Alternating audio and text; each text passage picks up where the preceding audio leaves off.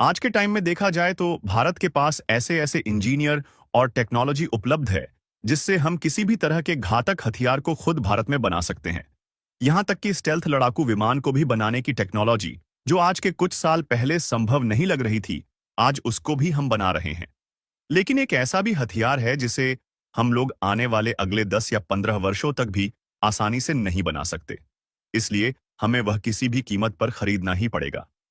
लेकिन हैरानी की बात यह है कि वह हथियार इतना ज्यादा आवश्यक तो है ही, साथ ही काफी ज्यादा महंगा है कि उसे आज तक हम खरीद नहीं पाए हैं। लेकिन हम उसे खरीदने की कोशिश पिछले 2-2.5 सालों से कर रहे हैं। इस हथियार का नाम है TU-160M बॉम्बर, जिसे व्हाइट स्वान महाविनाश कहा जाता है, और यह साउंड की भी तेज स्पीड से गति करता है। लेकिन अब वह स्वर्णिम अवसर भारत के पास खुद चलकर आया है, और रूस ने इसी महाविनाशक हथियार को खरीदने का ऑफर भारत के सामने रख दिया है। और यह खबर हाल ही में निकल कर आ रही है, जिसमें हम देख सकते हैं कि भारत को महाशक्तिशाली बॉम्बर TU-160M बॉम्बर देने के लिए रूस तैयार हो गया है।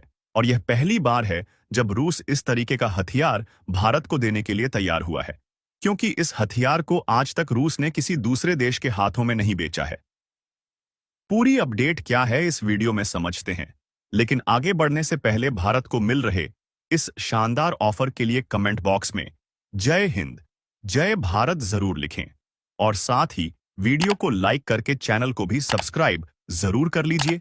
दरअसल हाल ही में यह खबर चर्चा में आई है कि रूस अपने सबसे खतरनाक हथियार न्यूक्लियर बॉम्बर TU-160M भारत को देने के लिए तैयार हो गया है। तो यकीन मानिए दोस्तों, यह हमारे लिए बेहद ही खुशी की खबर है, क्योंकि इसकी कैपेबिलिटी और ताकत के बारे में जब आपको जानकारी होगी तो आप भी पूरी तरह से हैरान रहने वाले हैं। क्योंकि जानकारी के मुताबिक हमें तो बिल्कुल भी नहीं लगता कि इससे ताकतवर बॉम्बर हथियार भी किसी देश के पास मौजूद होगा। इसके बारे में कहा जाता है कि अगर यह हथियार भारतीय वायुसेना को आज से 10 या 12 साल पहले दिला देना चाहिए था, क्योंकि यह इतना जरूरी हथियार है कि अगर 2-4 की संख्या में भी हमारी वायुसेना के पास होते तो पाकिस्तान और चीन के खतरे को हम 1 दशक पहले ही मिट्टी रौंद दिए होते। लेकिन अफसोस इस बात का है कि इसकी कीमत काफी ज्यादा होने और कुछ अन्य कारणों से हम लोग भारतीय वायुसेना को यह हथियार नहीं दिला सके। और इसीलिए जब रूस ने भारत को इस हथियार को खरीदने का ऑफर दिया है, तो जितने भी जियोपॉलिटिकल थिंकर है, उनका यही कहना है कि भारत इस मौके का फायदा उठाए और भारतीय वायुसेना को ज्यादा नहीं बल्कि 2 से 5 की संख्या में ही लाकर दे दें। तो इससे भारत की ताकत काफी ज्यादा बढ़ जाएगी। और इसकी खासियत जानने के बाद आप भी यही कहेंगे कि किसी न किसी तरीके से भारत को इस गोल्डन अपॉर्चुनिटी में इस बॉम्बर हथियार को लाकर भारतीय वायुसेना को देना चाहिए। असल में देखा जाए तो जब रूस में ब्रिक्स की समिट हुई थी, तो उस समय भारत के PM मोदी और रूस के प्रेसिडेंट व्लादिमीर पुतिन के बीच एक बायलट यानी कि द्विपक्षीय मीटिंग हुई थी। उसी के बाद से यह जानकारी बाहर आने लगी कि रूस ने अपना TU-160M, जो कि न्यूक्लियर सुपरसोनिक बॉम्बर है, उसे ऑफर किया है। और यह TU-160M न्यूक्लियर सुपरसोनिक एक नया नवेला बॉम्बर है, जबकि इसका पुराना वेरिएंट U-160 है, जिसके मुकाबले नया वाला बॉम्बर लगभग 70% ज्यादा इफेक्टिव है। यानी कि यह एक प्रकार से लेटेस्ट टेक्नोलॉजी का होने के साथ साथ इसकी कीमत भी काफी ज्यादा अच्छी है, क्योंकि इसकी कीमत की बात करें तो लगभग $170 मिलियन के आसपास है, जो कि एक प्रकार से काफी सस्ता है। क्योंकि देखा जाए तो राफेल जैसे एक फाइटर जेट की कीमत लगभग $120 मिलियन तक पहुंच जाती है। और यदि इतने में भारत को एक अच्छा खास न्यूक्लियर बॉम्बर मिल जाए, तो इससे अच्छी कोई बात हो ही नहीं सकती। और यह इतना ज्यादा कैपेबल है, इसकी कैपेबिलिटी का अंदाजा इस बात से लगाया जा सकता है कि एक बार में यह मिनिमम 12,000 किमी की दूरी तय कर लेता है, और अधिकतम की बात की जाए तो यह लगभग 16,000 किमी की दूरी तय कर लेता है। यानी कि एक बार अगर इसमें फ्यूल लोड कर दिया जाए तो 12,000 से 16,000 किमी की दूरी तक दुश्मन का आसानी से सफाया कर सकता है। और वह भी इसकी स्पीड सुपरसोनिक होगी, यानी कि आवाज से भी तेज। जिस तरीके से आज के समय में सुपरसोनिक मिसाइल की स्पीड होती है, उतनी स्पीड में आसानी से ट्रेवल कर सकता है। और इससे भी ज्यादा कमाल की बात यह है कि यह बॉम्बर हथियार अपने साथ लंबी दूरी वाली 12 क्रूज मिसाइल को ले जा सकता है। यहां तक कि अगर 7 शॉर्ट रेंज वाली न्यूक्लियर मिसाइल को भी इसमें फिट कर दिया जाए तो यह अपने साथ कैरी कर सकता है और दुश्मन देश के ऊपर न्यूक्लियर मिसाइल छोड़कर उन्हें मिट्टी में मिला सकता है। वैसे तो इस बॉम्बर हथियार के अलावा भी हमारे पास कोई अन्य स्ट्रेटेजिक बॉम्बर नहीं है, क्योंकि भारत ने इसके बजाय ज्यादातर मल्टी रोल फाइटर जेट पर फोकस किया है।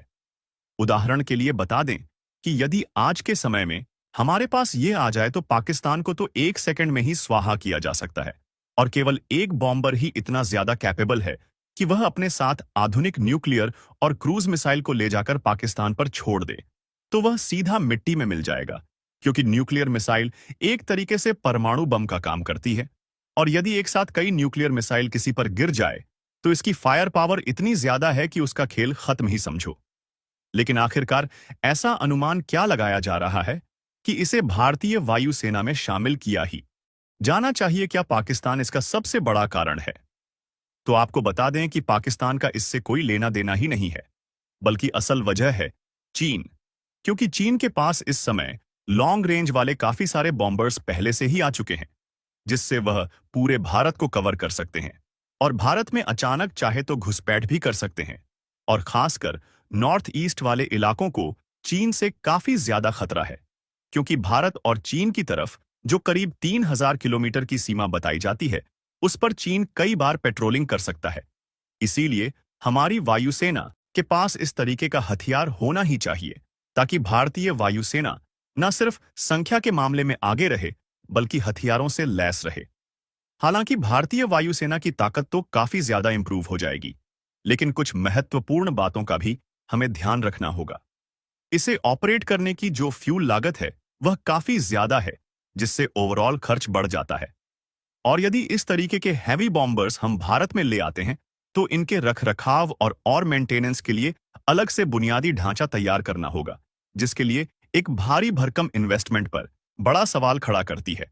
और क्योंकि अभी तक भारत में इस तरीके का कोई भी हथियार हमारी भारतीय वायुसेना इस्तेमाल नहीं कर रही है, इसलिए पायलट को विशेष प्रशिक्षण देने के साथ साथ वायुसेना के अड्डे भी तैयार करने होंगे। कहने का अर्थ यह है कि इसे खरीदने की लागत भले ही भारत के लिए काफी ज्यादा नहीं पड़ेगी, लेकिन अगर इसे भारतीय वायुसेना को सौंपना है तो ओवरऑल इसके ऊपर हमारा खर्च काफी ज्यादा होगा। और इसी खर्चे से बचने के लिए हमने TU-160M के पुराने वेरिएंट को आज से 15 साल पहले भी नहीं खरीदा था, जब रूस ने भारत को ऑफर दिया था। फिलहाल आपको क्या लगता है, भारत को रूस से इस बॉम्बर को खरीद लेना चाहिए या नहीं? अपनी राय कमेंट में जरूर दें। जय हिंद।